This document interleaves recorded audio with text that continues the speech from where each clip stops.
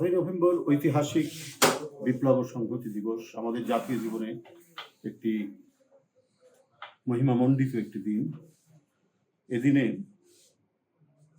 জনগণ এবং সেনানিবাস থেকে বেরিয়ে এসেছিল সৈনিকেরা, এক অভূতপূর্ব সম্মিলন ঘটে। এই সম্মিলনের মধ্যে দিয়ে যে বিপ্লব সাধিত হয়, সেই বিপ্লবে আধিপত্যবাদী শক্তি যারা বাংলাদেশকে পদানত করে রাখতে চেয়েছিল, যারা বাংলাদেশকে দাস হিসেবে রাখতে চেয়েছিল, তাদের অশুভ ইচ্ছা ব্যর্থ হয় এবং দেশের উপর চেপে বসা সেই আধিপত্যবাদী শক্তির প্রতিভূ তারা যেভাবে দেশটাকে পরিচালনা করেছে, যে দুঃশাসন, তারপরে হত্যা, গুম এবং রক্তরঞ্জিত যে অনাচারমূলক রাষ্ট্র তারা গঠন করেছিল, সর্বশেষ গণতন্ত্রকে হত্যা করে একদলীয় বিভৎস কর্তৃত্ববাদী শাসন তারা তৈরি করেছিল, সংবাদপত্রের স্বাধীনতা, মানুষের মৌলিক মানবাধিকার সমস্ত কিছুকে পদদলিত করে। তো এই দুঃশাসনের কবল থেকে মানুষ আবার মুক্তির একটা আস্বাদ লাভ করে। আপনারা জানেন যে এই সময় বিশেষ করে 3 তারিখে একটি প্রতিবিপ্লব সংগঠিত হয় এবং তখন মহান স্বাধীনতার ঘোষক শহীদ রাষ্ট্রপতি জিয়াউর রহমান কিন্তু তখন সেনাবাহিনীর প্রধান, তাকে বন্দী করা হয়। এই বিপ্লবের মধ্যে দিয়ে দেশের সৈনিক এবং জনগণ তারা জিয়াউর রহমানকে মুক্ত করেন, পাশাপাশি গণতন্ত্র মুক্ত হয়, মানুষের বাক স্বাধীনতা মুক্ত হয়, সংবাদপত্রের স্বাধীনতা মুক্ত হয় এবং যে 2 মিনিটের কলমের খোঁচায় সমস্ত রাজনৈতিক দলকে বন্ধ করা হয়েছিল, সেই রাজনৈতিক দলগুলো তাদের মুক্তি লাভ করে।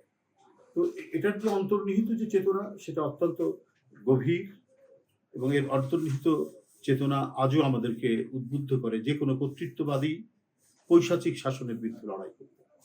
আপনারা জানেন প্রায় 16 বছর আওয়ামী দুঃশাসনের মধ্যে এদেশের জনগণ তারা নির্ঘুম রাত কাটিয়েছে। এই যে এক ভয়ঙ্কর পরিস্থিতি, কার সন্তান গুম হয়, কার সন্তান ক্রস ফায়ারের শিকার হয়, এটা নিয়েই পরিবারে সকলের মধ্যে শঙ্কা ছিল, অনিশ্চয়তা ছিল এবং অসংখ্য পরিবার তার সন্তানকে হারিয়েছে গুম খুনের শিকার হওয়ার জন্য। তো সুতরাং এই 16 বছর এদেশের মানুষ এটাই অবলোকন করেছে। এর জন্য এক নিরবচ্ছিন্ন আন্দোলন হয়েছে। অবিচ্ছিন্ন আন্দোলনের ধারাবাহিকতায় একটা সারা দেশে গণতন্ত্র ফিরে পাওয়ার যে আকুলতা তৈরি হয়, সেই আকুলতার পটভূমি তৈরি করেছিলেন দেশনেত্রী বেগম খালেদা জিয়া এবং দেশনায়ক তারেক রহমান। তো সুতরাং এই পটভূমির মধ্যে দিয়ে আপনারা জানেন গত জুলাই এবং আগস্টে যে বিপ্লব সংঘটিত হয়, এই বিপ্লবটি অনেকটাই 7ই নভেম্বরের বিপ্লবের মতোই। এখানে সাধারণ জনগণ তো রয়েছে, বিশেষ করে তরুণ কিশোর ছাত্রদের এক অভূতপূর্ব অবদান তারা রেখেছে। নিজের জীবন দিয়ে, রক্ত দিয়ে তারা ভয়ঙ্কর একদলীয় আওয়ামী ফ্যাসিবাদকে পতন ঘটিয়েছে এবং এর যে প্রধান প্রতিভূ শেখ হাসিনাকে এ দেশ থেকে বিতাড়িত করেছে। এবং এই বিপ্লবের অন্তর্নিহিত চেতনায় অনেকটা 7ই নভেম্বরের মতো, যে 7ই নভেম্বরের মধ্যে দিয়ে বহুদলীয় গণতন্ত্র, বহু মত পথের রাজনৈতিক দল তারা যেমন নির্বিঘ্নে তাদের রাজনীতির চর্চা করতে পেরেছে, আমরাও এখন আশা করব এইরকম একটি মুক্ত পরিবেশে অতি দ্রুত নির্বাচন এবং যে পরিস্থিতি যে দুর্বিষহ পরিস্থিতি তৈরি করেছে, সেখান থেকে মানুষের পরিত্রাণ ঘটিয়ে মানুষের বাক ব্যক্তি স্বাধীনতা এবং মানুষের মৌলিক মানবাধিকারগুলো নিশ্চিত হবে। সেটা আমরা প্রত্যাশা করি এখনকার এই পরিস্থিতি।